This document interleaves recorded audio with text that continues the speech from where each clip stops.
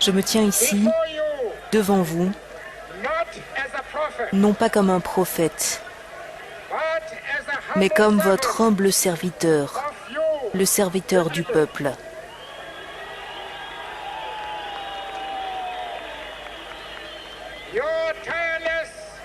C'est grâce à vos sacrifices, inlassables et héroïques, que je suis ici aujourd'hui.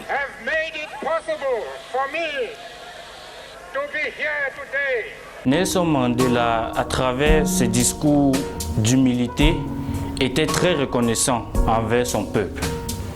Il savait que s'il avait atteint un seuil de grandeur, c'était principalement grâce à ce peuple-là pour lequel il se battait très fort. Il luttait avec acharnement parce qu'il chérissait une idée de voir une nouvelle Afrique du Sud naître. Il voulait établir l'équité et l'égalité entre son peuple. Il en avait marre de voir la domination de la race noire par les Blancs, raison pour laquelle il s'est sacrifié. C'est au bout de plusieurs sacrifices qu'il a pu atteindre ce succès et avoir la victoire. Nous progressons. La marche vers la liberté et la justice est irréversible. J'ai lutté avec force contre la domination blanche. J'ai lutté avec force contre la domination noire. Je chéris l'idée d'une nouvelle Afrique du Sud où tous les Sud-Africains seront égaux. Ce qu'il faut noter et souligner dans son combat est qu'il n'a jamais abandonné. Plusieurs obstacles se sont présentés à lui, mais il n'a pas baissé les bras. S'il y avait quelqu'un qui devait abandonner ce combat, abandonner cette lutte, c'était bien évidemment Nelson Mandela. Mais parce qu'il n'était pas quelqu'un d'ordinaire, parce qu'il était quelqu'un de spécial, d'unique, c'est pour cette raison qu'il a continué sa lutte.